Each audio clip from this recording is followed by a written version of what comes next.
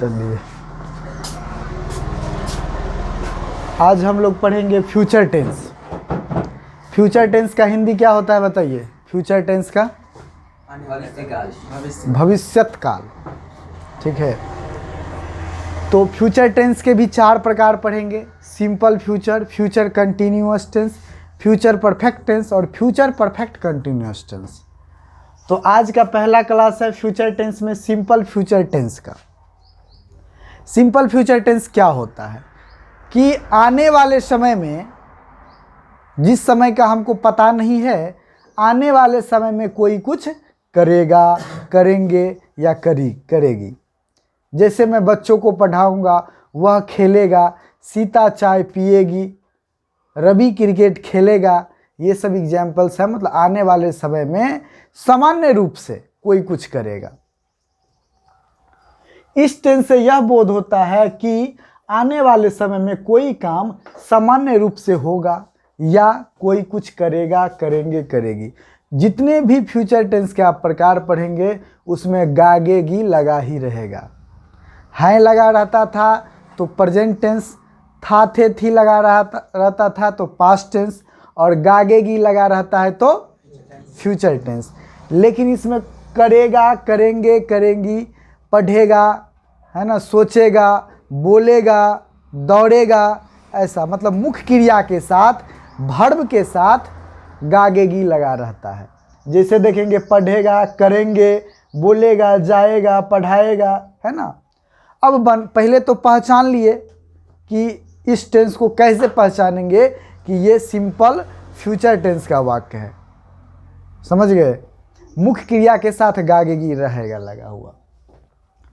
अब अनुवाद बनाने के लिए क्या होगा स्ट्रक्चर इसका? सबसे पहले तो सब्जेक्ट डालते हैं, उसके बाद शैल और विल डालेंगे। शैल और विल में से कोई एक चीज, उसके बाद वर्ब का पहला रूप ऑब्जेक्ट। एकदम इजी वे में इसको बनाना है, कोई दिमाग नहीं लगाना है। जैसे है, अब शैल और विल जो है, इसमें से किस सब्जेक्ट के साथ शैल का प्रयोग करेंगे, किस सब्जेक्ट के साथ विल का प्रयोग करेंगे, तो इसमें भी ज़्यादा दिमाग लगाने की ज़रूरत नहीं है। सिर्फ याद रखना है आई और वी। आई का मतलब क्या होता है? मैं, और वी का मतलब हम या हम लोग। तो सिर्फ आई और वी के साथ शैल का प्रयोग करेंगे। किसके साथ? आई और वी के साथ शैल का प्रयोग करेंगे। बाकी जितने भी सब्जेक्ट बच गए, यू, ही, सी, इट, दे, और सिंगुलर नेम, प्लूरल नेम, एक नाम, एक से अधिक नाम, कुछ भी होगा उसके साथ विल का प्रयोग करेंगे। मोटा मोटी हमको केवल और केवल याद रखना है आई और वी। यदि हमारा सब्जेक्ट, हमारे वाक्य का सब्जेक्ट आई और वी रहेगा तो हम क्या लगाएंगे? याद हो गया? आई वी रहेगा तो क्या लगाएंगे? शैल। और कुछ भी सब्जेक्ट रहे बाकी तो विल का प्रयोग करेंगे। और उसके बाद वर्ब का पहला रूप, जाना का गो होता है, पढ़ना का रीड, पढ़ाना का टीच, वो डालेंगे। कोई इसमें हेर फेर या अदली बदली नहीं करना है। अब है वह अंग्रेजी पढ़ेगा। वह अंग्रेजी पढ़ेगा का क्या होगा? सब्जेक्ट ही, और ही के साथ क्या लगेगा? विल, और पढ़ना का रीड, अंग्रेजी का इंग्लिश, यानी ही विल रीड इंग्लिश, वह अंग्रेजी पढ़ेगा। दूसरा, हम लोग इस काम को करेंगे, we shall do this work, क्योंकि आई और वी के साथ शैल लगता है। अब निगेटिव सेंटेंस क्या बात है? तो निगेटिव सेंटेंस में भी ज़्यादा दिमाग लगाने की ज़रूरत नहीं है। इधर देखिए शैल और विल है ना, शैल और विल, उसके बाद भी1 है, तो शैल के बाद नोट लगाएंगे, तो शैल नोट, विल नोट, या सेंट बोलते हैं, सेंट भी लगाते हैं, SHANT, है ना। तो निगेटिव का स्ट्रक्चर हो जाता है सब्जेक्ट प्लस शैल या विल, उसके बाद नोट, उसके बाद वर्ब का पहला रूप, उसके बाद ऑब्जेक्ट। जैसे है मैं वहाँ नहीं जाऊँगा, तो मैं का आई के साथ शैल का प्रयोग करेंगे, है ना, और शैल के बाद नोट देंगे, और वहाँ जाऊँगा तो गो देयर, अर्थात आई शैल नोट गो देयर।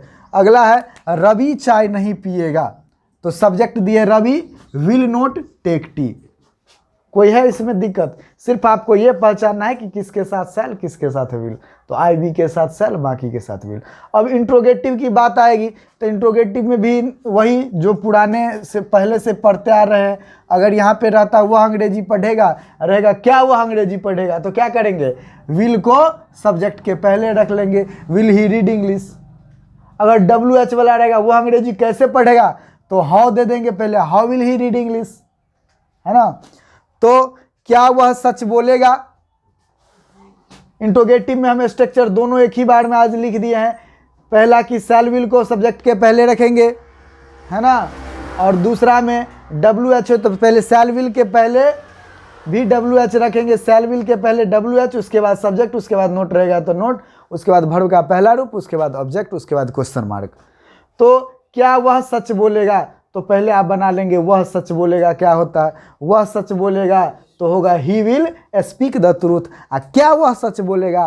तो विल को क्या करेंगे, सब्जेक्ट से पहले रखेंगे, तो will he speak the truth, और क्वेश्चन मार्क देना नहीं भूलेंगे, ठीक है। दूसरा है, क्या मैं बच्चों को नहीं पढ़ाऊंगा, सॉरी, राम पटना क्यों जाएगा? तो सबसे पहले क्यों का देंगे, क्योंकि WH वाला है ना। तो वाई विल, राम के साथ विल लगता है, why will Ram go to Patna. क्या मैं बच्चों को नहीं पढ़ाऊंगा, इसमें शुरू में क्या है, शुरू में क्या रहेगा? तो शैल विल को पीछा करेंगे सब्जेक्ट से, आई के साथ शैल लगता है तो शैल आई नोट टीच द चिल्ड्रेन, ठीक है।